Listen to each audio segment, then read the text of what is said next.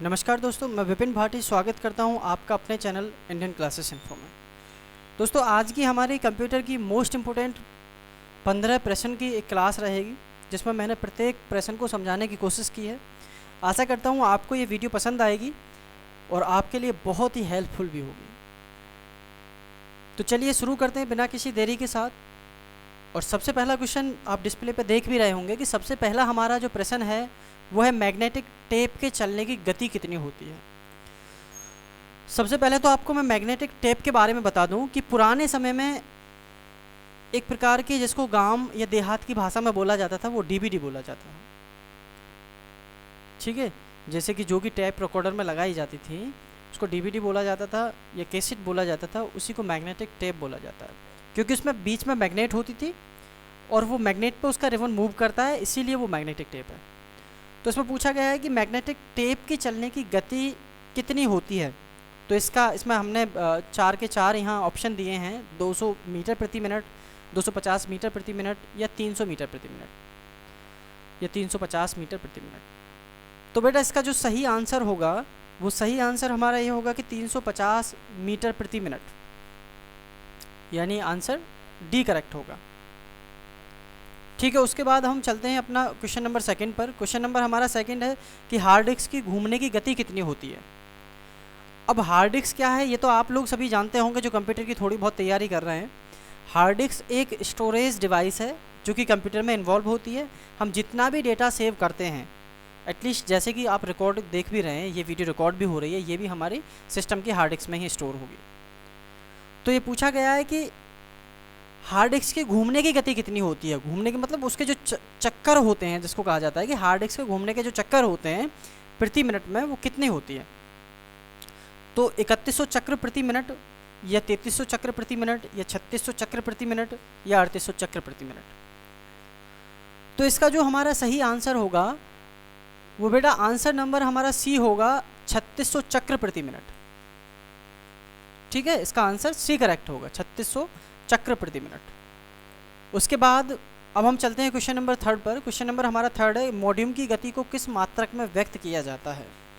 मोडियम का क्वेश्चन कई बार आया है और मोडियम का कॉम्पिटिटिव एग्जाम्स में कई बार पहले से भी आया है, तो उसका मैं बता देता हूँ। इसमें पूछा गया है कि यानी मोडियम की गति को किस मात्रक में व्यक्त किया जाता है, यानी मोडियम की गति को किस मात्रक में नापा जाता है। अब मोडियम है क्या, इसको भी थोड़ा सा आप समझ लें कि कंप्यूटर में वाईफाई से कनेक्ट करने का एक यंत्र है जिसको मॉड्यूम बोला जाता है, जिससे इंटरनेट को चलाया जाता है। तो ये पूछ रहा है कि उसकी गति को किस में मापा जाता है, बिट्स प्रति सेकंड में, बाइट प्रति सेकंड मिनट में या यूनिट प्रति सेकंड में या बिट्स प्रति घंटे में। इसका जो सही आंसर होगा हमारा ए होगा, बिट्स प्रति सेकंड में। आंसर नंबर ए को आप करेक्ट कर लें। ठीक है, उसके बाद हम चलते हैं क्वेश्चन नंबर 4 पर। क्वेश्चन नंबर हमारा 4 है, मैग्नेटिक टेप की मानक लंबाई कितनी होती है। अब मैग्नेटिक टेप तो वही है, आप जो समझ रहे हैं, जो मैंने स्टार्टिंग में क्वेश्चन नंबर फर्स्ट में समझाया था वही है, लेकिन अब इसमें क्या पूछा है, जब उसका चक्र का प्रति मिनट का पूछा था, कितने मिनट में राउंड करता है, यहाँ उसकी हाइट को पूछा गया है, लंबाई को पूछा गया है, कितनी है, 2100 फुट, 2200 फुट, 2300 फुट, 2400 फुट। तो इसका जो आंसर होगा सही, वो आंसर नंबर डी होगा, 2400 फुट। अपने माइंड में भी एक बार क्वेश्चन को रीड करते रहें और आंसर को बार बार, जैसे कि मैं पहले की आपने पहले भी वीडियो देखी होंगी, उसमें देखा होगा कि माइंड में रीड जरूर करें आंसर को, जो भी आंसर हो आपका, गलत हो या सही हो। ठीक है, चलते हैं क्वेश्चन नंबर 5 पर। सी भाषा का संबंध किससे है, आइकॉन से, यूनिक्स से, डिकोड से, इनमें से कोई नहीं। तो हमारा जो क्वेश्चन नंबर 5 है उसका जो सही आंसर होगा वो आंसर नंबर बी होगा, यानी यूनिक्स से होगा। आंसर नंबर बी को आप सभी के सभी करेक्ट कर लें, यूनिक्स से। ठीक है, टाइम की शॉर्टेज की वजह से मैं थोड़ा सा इस वीडियो को खींच के लूँगा और आप देखते भी रहें। बाकी ज़्यादा समझाने के यहाँ समय भी नहीं है, क्योंकि जितने भी ऑफलाइन वाले सारे के सारे स्टूडेंट्स हैं, टाइम थोड़ा कम है और कल टेस्ट है इसी चीज़ का, तो आप लोग समझते रहें थोड़ा वीडियो। ठीक है, जो भी बच्चे बाकी की सरकारी परीक्षाओं की तैयारी कर रहे हैं उनके लिए भी ये क्वेश्चन सही रहेंगे, आप समझने की कोशिश करें। और बाकी फिर भी कोई दिक्कत आती है किसी भी क्वेश्चन में तो आप कमेंट करके ज़रूर बताएं। और कमेंट तो हमारे यहाँ के जितने भी स्टूडेंट्स, जितने भी कैंडिडेट्स देखते हैं, वो सारे के सारे कमेंट ज़रूर करा करें, ताकि मुझे थोड़ा अच्छा लगता है कि आप कमेंट करें और उससे मुझे थोड़ा एक करेज भी मिलता है। ठीक है, अब हम क्वेश्चन नंबर 6 पे चलते हैं। क्वेश्चन नंबर हमारा 6 है, कौन सा प्रोग्राम हाई लेवल लैंग्वेज को मशीन लेवल लैंग्वेज में बदलता है। अब ये क्वेश्चन तो पहले भी आप पढ़ चुके हैं, बाकी फिर भी मैं इसको बता दूं, इंटरप्रेटर है, लिंकर है, असेंबलर है, या इनमें से कोई भी नहीं है। तो बेटा हमारा जो क्वेश्चन नंबर 6 है उसका सही आंसर जो होगा हमारा सी होगा, असेंबलर। असेंबलर को आप टिक कर लें। ठीक है, असेंबलर हो गया। उसके बाद चलते हैं हम क्वेश्चन नंबर अपना 7 पे। क्वेश्चन नंबर 7 है कि कौन सा सॉफ्टवेयर कंप्यूटर सिस्टम को मैनेज करता है और कंप्यूटर को प्रयोग करने के लिए आसान बनाता है। विंडोज़, एक्सप्लोरर, ऑपरेटिंग सिस्टम, इनमें से कोई नहीं। तो इनमें से आप समझ गए होंगे कि ऑपरेटिंग सिस्टम बिल्कुल फिट है। ऑपरेटिंग सिस्टम के बिना कुछ भी नहीं हो सकता है कंप्यूटर में। ठीक है, we can not do anything without operating system. तो आप इसमें क्वेश्चन नंबर सी को करेक्ट कर लें। क्वेश्चन नंबर सी इसमें राइट होगा। ठीक है, अपने माइंड में भी आंसर्स को रीड करें कि कौन सा ठीक हो सकता है। बेशक गलत चला जाए कोई दिक्कत नहीं है, लेकिन आंसर को रीड करने की कोशिश करें। ठीक है, आंसर नंबर, अब हम क्वेश्चन नंबर 8 पर आते हैं। साइबर क्राइम तथा भारतीय सूचना प्रौद्योगिकी अधिनियम कब पास किया गया था। यानी एक ये गवर्नमेंट का जो एक्ट है जो साइबर क्राइम के तहत था, उसमें पूछा गया है कि कब इसको पास किया गया था। तो इसका जो क्वेश्चन नंबर 8 का जो सही आंसर होगा वो सही आंसर है हमारा सी, अक्टूबर 2000 में हुआ था, अक्टूबर। तो इसको आंसर नंबर जो हमारा सी है उसको आप करेक्ट कर लें। ठीक है, उसके बाद हम चलते हैं क्वेश्चन नंबर 9 पर। क्वेश्चन नंबर 9 है, भारत की प्रथम ई कॉमर्स वेबसाइट कौन सी थी। इससे जो पहले हमारी क्लास थी उसमें भी ये वाला क्वेश्चन था, फिर दोबारा से ये क्वेश्चन आया है कि भारत की प्रथम ई कॉमर्स वेबसाइट कौन सी थी। अब तो बहुत सारी वेबसाइट चल रही हैं, जैसे कि आप देख रहे हैं फ्लिपकार्ट है, अमेज़ॉन है, और भी बहुत ही मोस्ट पॉपुलर वेबसाइट्स हैं जो ई कॉमर्स वेबसाइट हैं। ई कॉमर्स वेबसाइट्स का मतलब होता है जिन पे अपने किसी भी व्यापार में या किसी भी चीज़ों का आदान प्रदान होता हो, यानी सेल परचेज होता हो। अब ये पूछा गया कि भारत की ऐसी प्रथम ई कॉमर्स वेबसाइट कौन सी थी। तो आंसर नंबर हमारा सी होगा, rediff.com।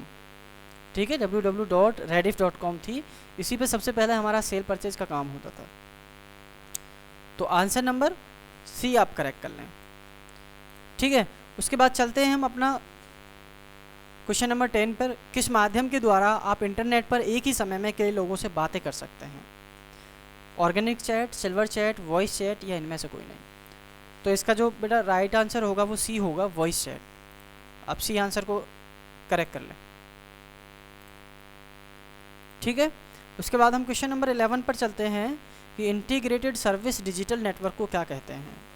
यानी ये उसका शॉर्ट नेम पूछ रहा है, ISVN, ISDN, ISAN या ISPN।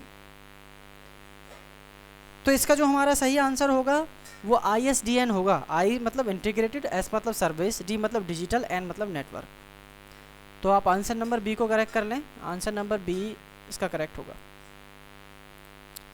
ठीक है, अपने माइंड में भी क्वेश्चन को बार बार रीड करा करो, आंसर को भी रीड करा करो। मतलब अपना माइंड से एक बार माइंड को सेट करना है कि मेरा आंसर नंबर ए हो सकता है, मेरा आंसर नंबर बी हो सकता है।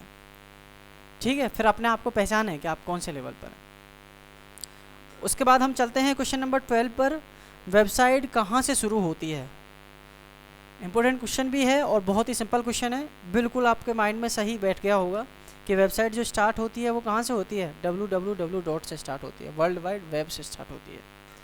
ठीक है, तो आप www. वाली वेबसाइट को, यानी आंसर नंबर इसका बी करेक्ट होगा। आंसर नंबर बी को आप करेक्ट कर लें। ठीक है बेटा, चलते हैं अपना क्वेश्चन नंबर 13 पर। समय का थोड़ा अभाव है इसीलिए वीडियो को थोड़ा सा शॉर्टली बताया है, बाकी फिर भी कोई दिक्कत रही तो आप वीडियो में कमेंट करके बता सकते हैं। और क्वेश्चन नंबर हम 13 पर आते हैं। वेब ब्राउज़र क्या है। कंप्यूटर को साइबर हैकरों से रोकने की एक तकनीकी है या एक सॉफ्टवेयर है जो यूजर्स के पीसी को वेबसाइट से जोड़ता है तथा वेब पेजों को पढ़ाता है। या इसका ऑप्शन नंबर सी है, एक ऐसा सॉफ्टवेयर है जो वेबसाइट्स में वायरस के प्रवेश को रोकता है, या इनमें से कोई भी नहीं है। एक बार माइंड में रीड करके देखो कि कौन सा आंसर हो सकता है। बाकी जिन्होंने अभी माइंड में रीड किया है फिर भी मैं बता दूं कि आंसर इसका जो ऑप्शन नंबर बी होगा, एक ऐसा सॉफ्टवेयर है जो यूजर्स के पीसी को वेबसाइट से जोड़ता है तथा वेब पेजों को पढ़ाता है। वेब पेज का मतलब आप समझ रहे हैं ना, आप जैसे भी वेबसाइट पे जा रहे हैं और वहाँ www.google.com डाल रहे हैं तो उस वेबसाइट से जोड़ता है हमें। और वेबसाइट से हम किसी वेब पेज पे जाना चाहते हैं कि www.samsung.com, तो samsung.com जो उसका वेब पेज है उससे हमें जोड़ेगा, उससे हमारी कनेक्टिविटी बनाएगा। तो वेब ब्राउज़र यही है। वेब ब्राउज़र आप समझ रहे हैं ना, वेब ब्राउज़र गूगल क्रोम हो गया, बिल्कुल मोस्ट पॉपुलर जो आजकल चल रहा है वो गूगल क्रोम है। और तुम्हारा मोजिला फायरफॉक्स है, एक्सप्लोरर भी है। तो ये अलग अलग प्रकार के कंप्यूटर के वेब ब्राउज़र हैं जो हमें वेबसाइट से जोड़ते हैं तथा वेबसाइट के वेब पेजों से भी जोड़ते हैं। तो इसीलिए आप आंसर नंबर बी को इसका करेक्ट कर लेना, यानी ऑप्शन नंबर बी इसका करेक्ट होगा, ये वाला। ठीक है, उसके बाद चलते हैं हम क्वेश्चन नंबर 14 पर। क्वेश्चन नंबर 14 है कि H323 यानी H323 क्या है?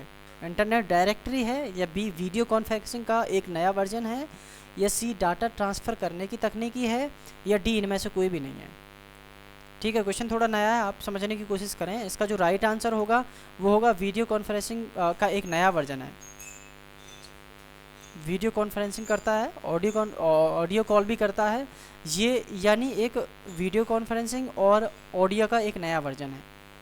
ठीक है, इंटरनेट डायरेक्टरी नहीं है। इंटरनेट डायरेक्टरी का भी बहुत सारे बच्चे बताते हैं इंटरनेट डायरेक्टरी, लेकिन ये नहीं है। तो आप आंसर नंबर बी को करेक्ट कर लीजिए। आते हैं अपने लास्ट के क्वेश्चन पर। हमारा लास्ट का क्वेश्चन है FTP क्या है? FTP का तो क्वेश्चन पहले भी आ गया है और आप समझ भी रहे होंगे कि fill in the transfer program है, या फाइल ट्रांसमिशन प्रोग्राम है, या फाइल ट्रांसफ़र प्रोटोकॉल है, या इनमें से कोई भी नहीं है। तो इसका आंसर नंबर सी करेक्ट होगा, फाइल ट्रांसफ़र प्रोटोकॉल। ठीक है, ऑप्शन नंबर सी को आप करेक्ट कर लीजिए, फाइल ट्रांसफ़र प्रोटोकॉल। 15 के 15 क्वेश्चन समझाने की मैंने कोशिश की है और आपको समझ में भी आए होंगे। थोड़ा सा टाइम शॉर्टेज की वजह से मैंने जल्दी समझाने की कोशिश की है। फिर भी यदि किसी भी प्रकार की कोई भी दिक्कत है तो आप मुझे बताना कमेंट करके, मैं उसका सॉल्यूशन पक्का दूंगा आपको। ठीक है, तो मिलते हैं किसी नई वीडियो के साथ, तब तक के लिए जय हिंद, जय भारत।